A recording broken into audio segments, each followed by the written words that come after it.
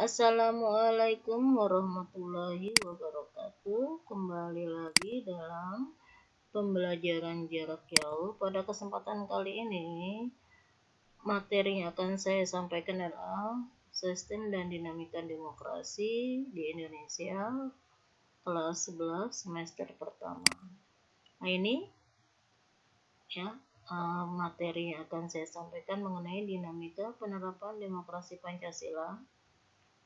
Sub A, prinsip-prinsip demokrasi di Indonesia, dan B, periodisasi perkembangan demokrasi di Indonesia. Prinsip-prinsip demokrasi di Indonesia. Pertama, adanya kedaulatan rakyat, di mana rakyat berhak maju ke parlemen sebagai wakil rakyat untuk menyalurkan aspirasinya. Kemudian yang kedua, ada pemerintahan berdasarkan persetujuan dari yang diperintah. Dalam hal ini, pemerintahan harus berjalan sesuai kehendak dan aspirasi rakyat, di mana rakyat ini harus terus mengontrol kinerja pemerintah. Kemudian yang ketiga, ada kekuasaan mayoritas, di mana pengambilan suara terbanyak ini mayoritas ya akan digunakan. Cara pemungutan suara ini ya sudah dilakukan ketika ada pemilihan kepala negara dan pemilihan kepala daerah. Kemudian yang ketiga, ada hak-hak minoritas, di mana meski mayoritas memiliki kekuasaan lebih, namun pada prinsipnya hak-hak minoritas juga harus dijaga, dihormati, dan juga dilindungi. Kemudian berikutnya adalah jaminan hak asasi manusia. Hak dasar tiap warga negara itu juga harus dijaga dan dilindungi. Contohnya adalah hidup, hak berpendapat, hak mendapat pendidikan, dan hak berkeyakinan. 6. Prinsip 6, pemilihan yang bebas, adil, jujur. Ini dalam menjalankan pemilu, baik pilpres, pilkada, atau pileg, dilaksanakan asas luber, jurdil, yaitu langsung, umum, bebas, rahasia, jujur, dan adil. Kemudian prinsip yang ketujuh, ada persamaan di depan hukum. Hak dasar tiap-tiap warga negara harus dijaga dan dilindungi. Contohnya adalah hak hidup, hak berpendapat, hak mendapat pendidikan, dan hak berkeyakinan. Ini harus dilindungi setiap warga negara Indonesia. Kemudian ada proses hukum yang wajar. Prinsip ini adalah hukum harus ditegakkan dengan semestinya dengan membela kebenaran dan menghukum yang salah. Kemudian periodisasi perkembangan demokrasi Indonesia. Ini perkembangan demokrasi Indonesia melalui 5 masa. Pertama, masa revolusi tahun 1945 sampai 1949. Kemudian masa demokrasi liberal 1949 sampai 1959. Kemudian ada masa demokrasi terpimpin tahun 1959 sampai 1965. Dan masa Orde Baru tahun 1996 sampai 1998. Terakhir ada masa reformasi 1998 sampai dengan sekarang. Baik, akan saya jelaskan pada masa-masa tersebut. Pertama, demokrasi pemerintahan pada masa revolusi kemerdekaan, yaitu terjadi pada tahun 1945 sampai 1949. Pada masa ini demokrasi belum berjalan dengan baik karena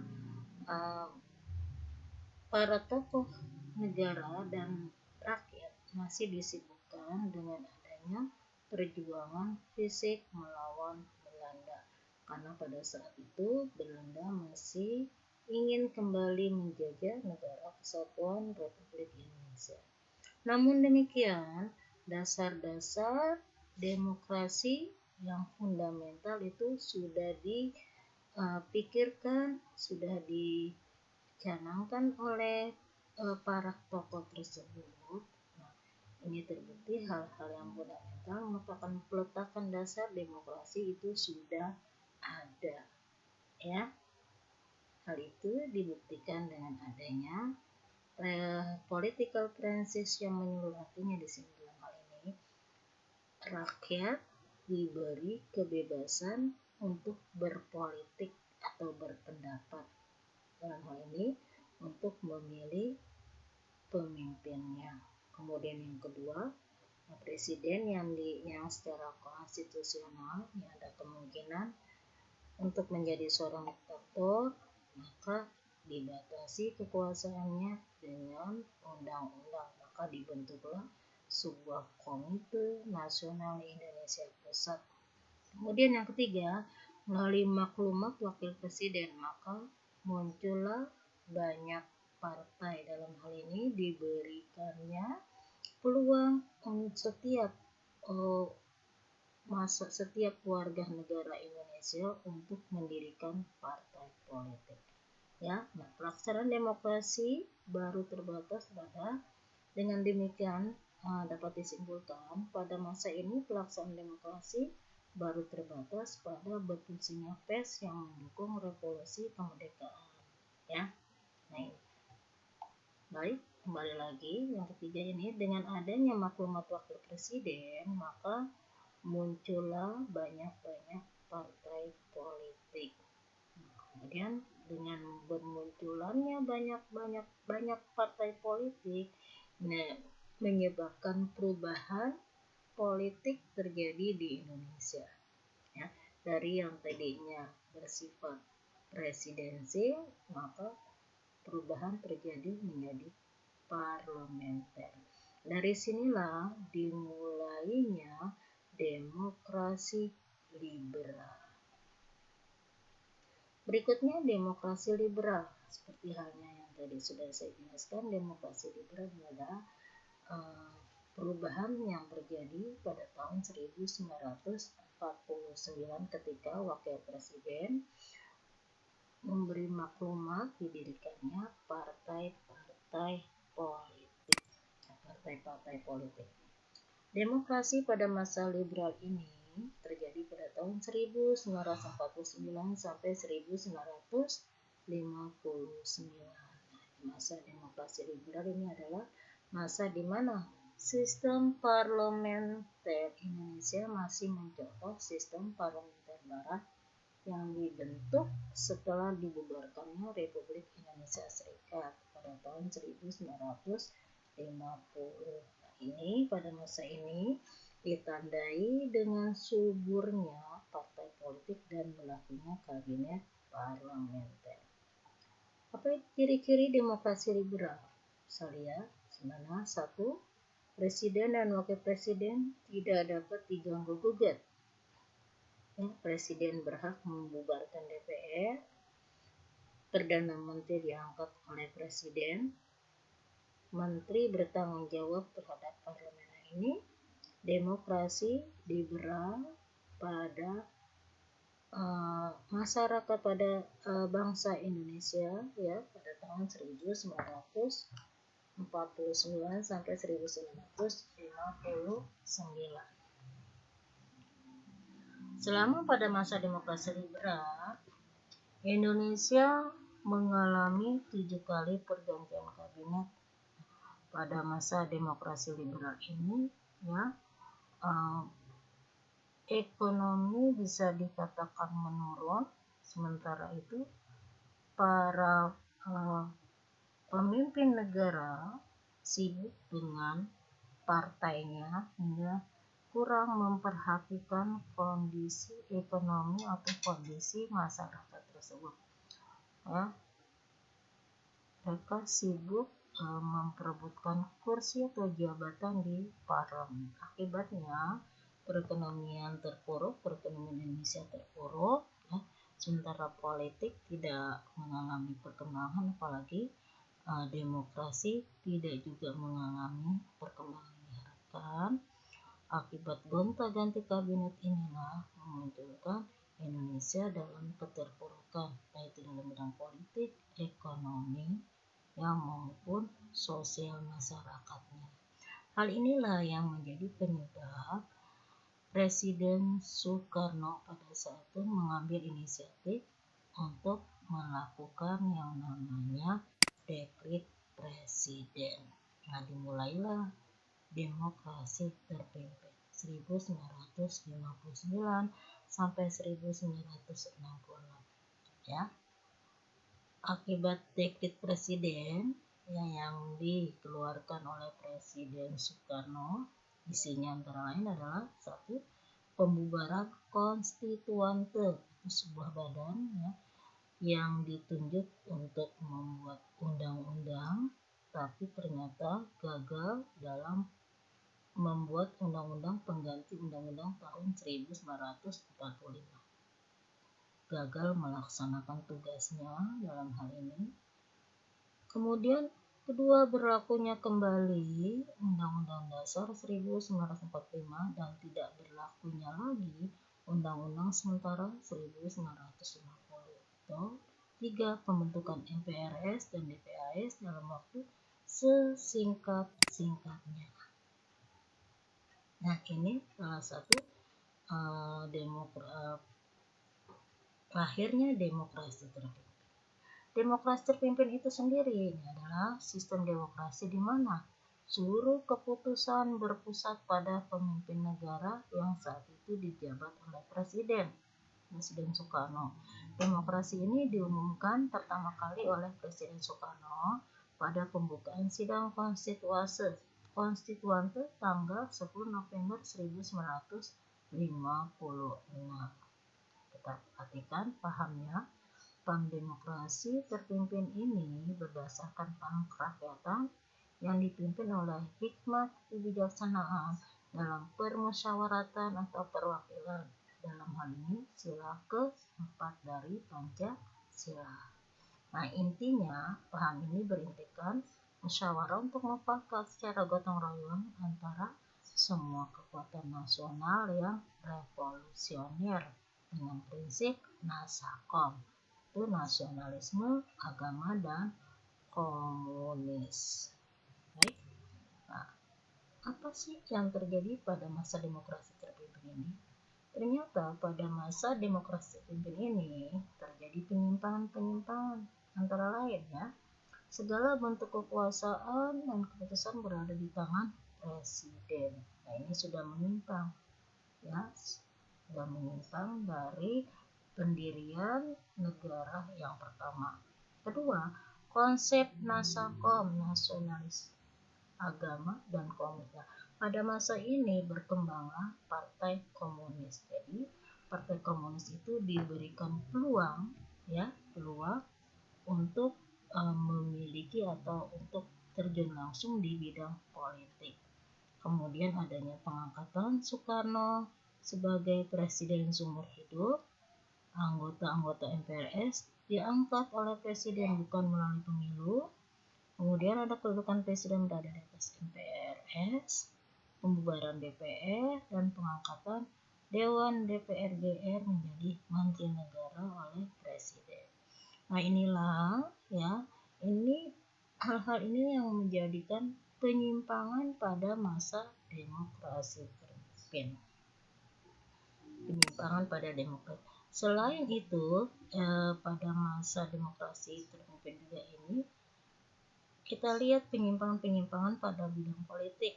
Nah, presiden sebagai kepala negara sekaligus kepala pemerintahan, kemudian ada anggota ABRI, PKI mengisi kursi pemerintahan, meluasnya ajaran komunis melalui konsep nasakom, dan mengaburnya sistem kepartaian dan melarang kebebasan pers. Hal inilah yang menjadi penyebab penyimpangan-penyimpangan dalam bidang politik. Tadi saya sudah jelaskan bahwa pada masa ini Partai Komunis diberikan peluang untuk mengisi jabatan di kursi pemerintahan. Akibatnya, peluang-peluang tersebut menjadikan komunis itu menjadi sebuah partai yang besar. Dengan demikian, partai tersebut pada gilirannya ingin mengubah Pancasila menjadi ideologi komunis. Ya. Nah, inilah yang bertentangan dengan pendirian negara yang pertama, bahwa ideologi Pancasila itu menjadi landasan ideologi negara, kemudian oleh Partai Komunis hendak diganti dengan ideologi komunis. Pada masa itulah timbul pemberontakan yang dikenal dengan Gerakan 30 September tahun 1965, di mana pada masa itu para tokoh angkatan bersenjata ya dibunuh karena dianggap tidak membantunya atau bertentangan dengan prinsipnya dan menghalangi jalannya untuk mendirikan negara komunis. Ya, setelah terjadinya pemberontakan itu, maka pemerintahan diambil alih oleh Presiden Soeharto. Dan muncullah yang namanya demokrasi periode 1965 sampai 1998. Inilah yang dikenal dengan masa Orde Baru. Pada periode ini, pemerintah berusaha mengembalikan kemurnian pelaksanaan Pancasila dan Undang-Undang Dasar 1945, ya, sehingga periode ini dikenal dengan Orde Baru. Di depan demokrasi berusaha dibangun untuk melaksanakan pemerintahan antara lain mulai tahun 1971 pemilu diselenggarakan untuk kurun waktu 5 tahun ke depan. Ya. Demokrasi pada periode ini dikenal dengan demokrasi Pancasila. Secara umum dijelaskan ini memandang kedaulatan rakyat sebagai inti dari demokrasi. Nah, ini kita lihat pemerintahan demokrasi pada masa Orde Baru pada awal-awalnya berjalan dengan baik. Ya, pada awal tahun 3 tahun awal berjalan dengan baik. Kemudian setelah 3 tahun berikutnya terlihat dominannya peranan aktif. Yang kedua, birokratisasi dan sentralisasi pengambilan keputusan. Yang tiga, pengibirian peran dan fungsi politik. Kemudian yang keempat, campur tangan pemerintah dalam berbagai urusan partai politik dan publik. Ya, nah ini demokrasi diterapkan negara pada masa reformasi. Demokrasi Orde Baru itu berakhir pada tahun 1998 ketika adanya tuntutan dari masyarakat agar supaya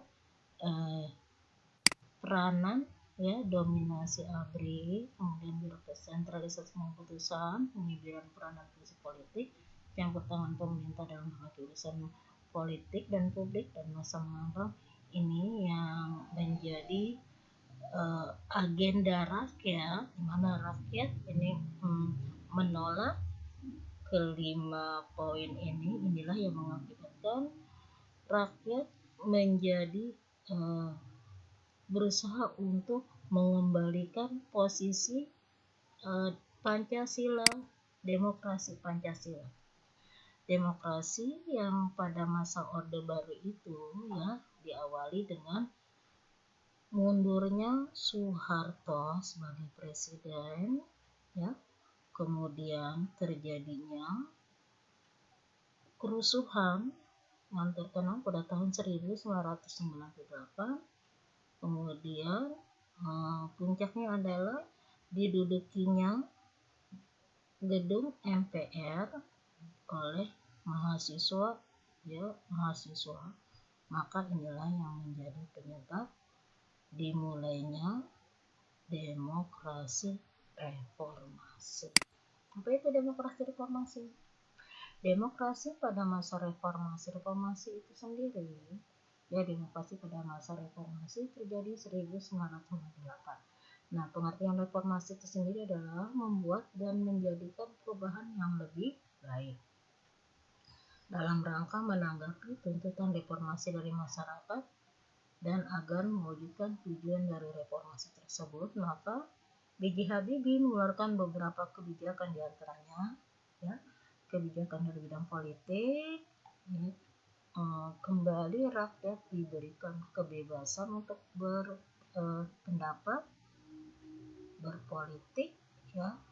Kemudian kebijakan dalam bidang ekonomi, kebebasan dalam menyampaikan pendapat dan pers, kemudian pelaksanaan pemilu yang akan dilaksanakan pada tahun berikutnya, yaitu tahun 1999, ya. Kemudian pada masa ini sekarang, nah, demokrasi pada saat ini tentunya semakin berkembang setiap era reformasi hingga sekarang ini. Hingga dalam beberapa hal pelaksanaan demokrasi, Indonesia telah menjadi rujukan dan contoh sukses bagi banyak negara lain yang sedang berjuang mengadopsi dan melembagakan demokrasi. Banyak sekali partai politik Indonesia yang memberikan partisipasinya bagi negara lewat perwakilannya di lembaga negara Indonesia seperti DPR, MPR, DPD. Selain itu, lembaga-lembaga Indonesia juga menjadi tertata dengan baik, namun kita juga tidak bisa menghindari fakta bahwa sistem demokrasi Pancasila saat ini masih memiliki kekurangannya, ya, masih dirusak oleh yang namanya KKN atau KKN, ya, kekeluargaan dan nepotisme. Nah, demikianlah materi demokrasi yang telah Ibu sampaikan pada kesempatan kali ini. Untuk lebih lengkap, silakan kalian membaca pada buku paket yang telah kalian terima dari sekolah. Ibu akhiri, wabillahi taufiq wal hidayah. Wassalamualaikum warahmatullahi wabarakatuh.